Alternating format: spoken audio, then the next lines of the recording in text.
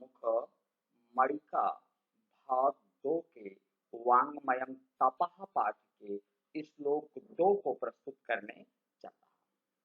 आप सभी लोग ध्यान पूर्वक इसे सुने, उच्चारण का प्रयास करें। जितनी बार आप उच्चारण करेंगे, जितनी बार आप वाचन करेंगे, उतना ही अच्छा आपका श्लोक तैयार होगा, क्योंकि वाचन का बहुत महत्व है, मुख्य पुस्तक का बहुत महत्व है। वैसे तो मैं मुख्य पुस्तक को ही यहाँ पर लगा के पढ़ा देता, दिखा देता, समझा देता, लेकिन मैंने इसे इसलिए टाइप किया है कि पुस्तक में भी कहीं ना कहीं त्रुटियां आ रही हैं, उन त्रुटियों को मैं दूर कर सकूं। इसलिए मैंने इसे अपने हाथों से सुसज्जित करके आप लोगों के सम्मुख प्रस्तुत करने का एक छोटा सा प्रयास किया है। तो वांग्मयम तपः, फिर से मैं कह रहा हूं, एक बार ध्यान से सुन लीजिए कि जितना आप वाचन करेंगे उतना आपके अंदर आत्मविश्वास जगेगा, और जितना आत्मविश्वास जगेगा उतना ही अधिक आप 100% मार्क, 100% नंबर, 100% अंक पाने की ओर आगे पहुंचेंगे। तो आइए श्लोक देखते हैं। अपूर्वः कोऽपि कोशोऽयं विद्यते तव भारती, व्ययतो वृद्धिमायाति क्षयमायाति संचयात्। एक बार पुनः ध्यान से सुने। अपूर्वः कोऽपि कोशोऽयं विद्यते तव भारती, व्ययतो वृद्धिमायाति क्षयमायाति संचयात्। देखिए आप, अपूर्वा अद्वितीय, कह प्लस अपि कोपि कोई, कोशः प्लस अयम कोशो अयम, यह खजाना, विद्यते माने है, स्थित है, तव माने तुम्हारा, भारत माने मां सरस्वती, व्ययतो व्ययतः प्लस वृद्धि, तो व्ययतः प्लस वृद्धि, व्ययतो वृद्धि, यहां पर विसर्ग संधि यहां पर भी है। तो वृद्धि मायाति, क्षयमायाति, संचयात, सम प्लस चयात, संचयात, यानी इकट्ठा करना। तो आपको मैंने इस पूरे श्लोक का एक बार अर्थ बता दिया, लेकिन पुनः आप क्रमबद्ध तरीके से देखें। एक बार श्लोक, फिर अन्वय, फिर शब्दार्थ, फिर अन्य चीजें। अपूर्वः कोऽपि कोशोऽयं विद्यते तव भारती, व्ययतो वृद्धिमायाति क्षयमायाति संचयात्। अन्वयः भारती तव अयं कोशः कः अपि अपूर्वः विद्यते, व्ययतः वृद्धिम आयाति संचयात् च क्षयमायाति। शब्दार्थाः, शब्दाः संस्कृतार्थाः हिंदी अर्थाः। अपूर्वः अद्वितीयम यानी अनोखा, कोशः भंडारः।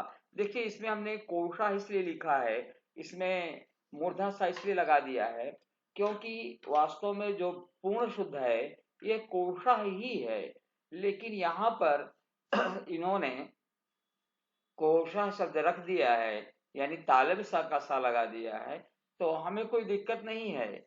कुछ विद्वानों का अनेक प्रकार के तर्क होते हैं और वो अपने ढंग से अलग अलग बातों को सिद्ध करना चाहते हैं। हम उस पर इस समय नहीं जा रहे हैं, इसमें केवल ये बता दे रहा हूं मैं कि कोशा जो मूर्धा सा वाला है लिखा है वह अधिक शुद्ध माना जाता है, इसलिए हमने उस शब्द को यहाँ पर, आप क्या देखिए जहां पर मेरा ये कर्सर चल रहा है मैंने रखा है।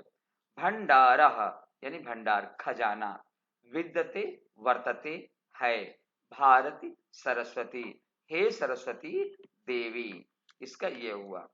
आगे है, आप देखें कि व्ययतः उपयोगम कर्तुम या व्ययात, उपयोग करने से या खर्च करने से, आयाति प्राप्तते यानी वृद्धि को प्राप्त होता है। जब हम ज्ञान का उपयोग करते हैं, उसे व्यय करते हैं, तो वो वृद्धि को प्राप्त होता है।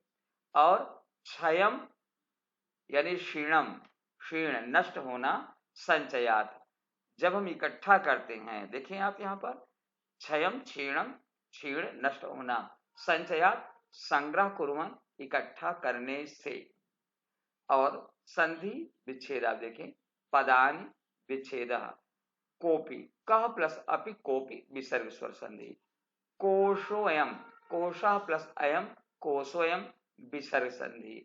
और यहां पर मैंने आपको व्ययतः वृद्धि, यहां पर भी विसर्ग संधि है, मैं वहां लिखने के बजाय यहां बता दिया, और वैसे मैं इसको यहां पर लिख भी दे रहा हूं, आपके सम्मुख ये जो है पहुंचा दे रहा हूं, नहीं तो आप सोचेंगे कि सर ने यहाँ पहुंचाया नहीं, यहाँ लिखा नहीं, एक शब्द और मैं लगा दे रहा हूँ आपको आपकी सरलता के लिए, वैसे मैंने पहले बता दिया था।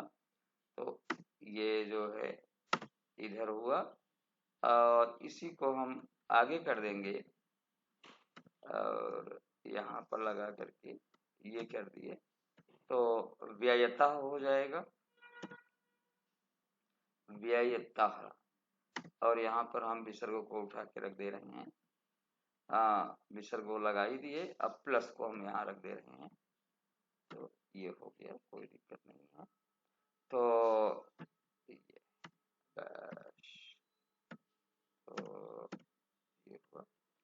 व्ययतः व्ययतो वृद्धिमायाति, व्ययतः वृद्धिमायाति समास विग्रह, पदान विग्रह, अपूर्वः न पूर्वः अपूर्वः, यहाँ पर नए तत्पुरुष समास है। प्रकृति प्रत्यय व्ययतः, व्यय शब्द है, तसिल प्रत्यय हुआ, व्ययतः बन गया जी, और तसिल प्रत्यय लगा करके पंचमी के स्थान पर तसिल प्रत्यय लगा दिया जाता है हर जगह, तो पंचमी विभक्ति एक वचन के उपयोग से हम बच जाते हैं, वही यहाँ पर इन्होंने किया है। भावार्थ, भो भारती भवत्याः अयं विद्यारूपी कोशः विचित्रः अस्ति, कथम यतः व्ययतः वृद्धिम आयाति संचयात च क्षयम आयाति। तो ये शब्द हुआ भो भारती, तो यहाँ पर भो पर्याप्त है और भारती सही है, कोई दिक्कत नहीं है। हिंदी में अनुवाद है, हे सरस्वती आपका यह कोश यानी ज्ञान का खजाना कितना अनोखा है, कितना अद्वितीय है, जो खर्च करने से वृद्धि को प्राप्त होता है और इकट्ठा करने से क्षीणता को प्राप्त हो जाता है, अर्थात घट जाता है। इसलिए हे सरस्वती आपका यह खजाना अनोखा है। क्यों है? क्योंकि जब हम उसे खर्च करते हैं, व्यय करते हैं, उपयोग में लाते हैं, तो ज्ञान बढ़ता चला जाता है, और उसे जब हम इकट्ठा करने लगते हैं, संचय करने लगते हैं, तो घटता चला जाता है। इसलिए आपका खजाना अद्वितीय है।